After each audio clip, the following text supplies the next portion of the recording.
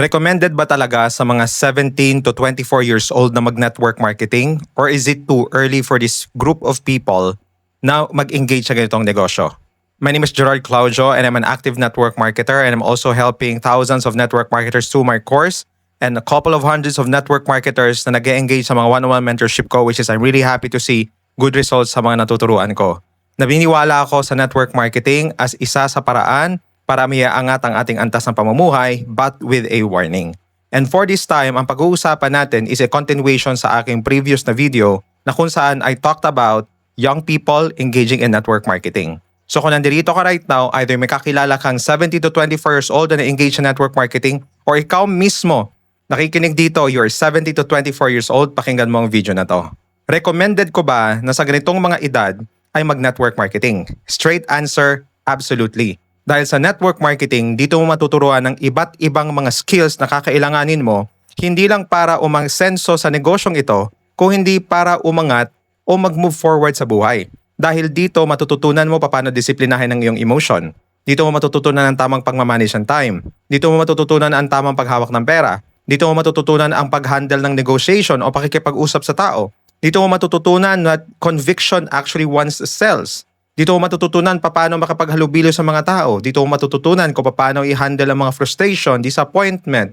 Dito mo matututunan kung paano mag-lead with a warning. Matututunan mong mga bagay na ito basta ang sasamahan mong community o coach ay tama.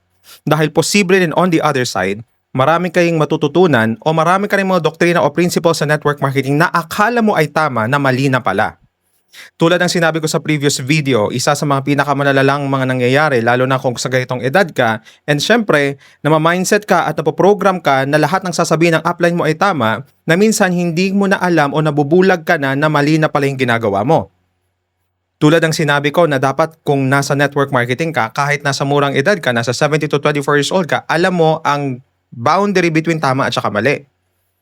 Hindi ko sinabi na i-disrespect natin ang mga uplines natin, pero ang sinasabi ko na dapat matalino tayong mag-determine na baka itong mga binagagawa sa akin ay i-outside na to sa network marketing business ko.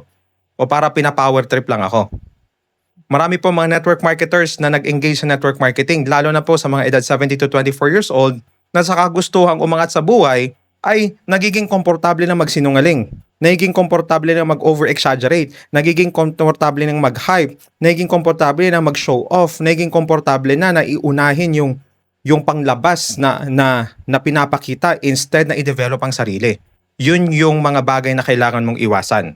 Kung nasa network marketing ka, maniwala ka sa akin, marami kang matututunan na napakagagandang skills na hindi mo lang ma-apply sa network marketing, bagkus ma-apply mo sa iba't ibang aspeto ng buhay. Pero kung mali ang mga tao na sasamahan mo at mali ang community na sasamahan mo, ang pinakamadalang pwedeng mangyari sa'yo, hindi mo alam na nabubuyo ka na pala sa kamalian at nabubulag ka dahil akala mo lahat ng sinasabi ng upline mo o community mo ay tama. Recommended ko ba na kung 17 to 24 years old ka, ay mag-engage ka sa network marketing? Yes. Bigyan mo ang sarili mo ng pagkakataon na matuto sa business na to. Bigyan mo ang sarili ng pagkakataon na i-grow ang network marketing business mo. Bigyan mo ang sarili ng pagkakataon na matutunan ang mga tamang skill set, tamang sales process, tamang disiplina, tamang pag-handle ng resources. Pero kung nararamdaman mo o nadidiscern mo, no, may sense of discernment ka na, teka, parang mali na atang pinapagawa sa akin. Magsaliksik ng maayos. Araling maayos ang negosyong ito. Dahil ako naniniwala na sa murang edad, kayang-kaya mong palaguin ang network marketing business mo. Kayang-kaya mong palaguin yung organization na meron ka. Basta gawin siya ng tama. Wag na wag mag-engage sa mga bagay na alam mong alam mo na hindi tama. Alam mo na parang sandali lang, parang hindi na ata to bahagi ng network marketing business ko. Kailangan maging matalino ka. Kailangan mas mapanuri ka. Kailangan you still respect the people around you kung nasa ganong community ka na right now, pero kailangan may paninindigan ka.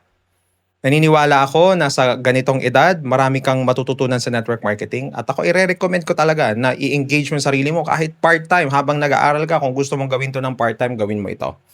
Kung gusto mo tong gawin habang meron kang full-time na study, I would strongly recommend mag-network marketing ka. but not at the expense, tulad nga sinabi ko sa previous video, na i-disrespect mo na yung magulang mo, iwan mo yung pag-aaral mo dahil feeling mo na hype ka na sa pag-network, at gawin yung mga bagay na hindi na tama. Napakaganda ng network marketing, lalo na sa iyong edad, lalo na sa mga 70 to 24 years old, basta gawin siya ng tama. Gusto kong anyahan ng lahat again, Dominate 2.0 Batch 5. I-drop mo dyan sa may comment Batch 5 kung willing kang maging part ng Dominate 2.0 Batch 5. And marami tayong pag-uusapan ng mga strategy and tactic para ma-multiply mo ang network marketing business mo. Dahil naniniwala ako sa kakayahan mong umasenso sa network marketing. Naniniwala ako na kaya mo palaguin ito regardless of your age, regardless kung nasa ka man estado ng buhay. Taon mo to. Share mo tong video na to sa mga group chat nyo or sa mga kakilala mo mga network marketers sa kailangan makarinig nito.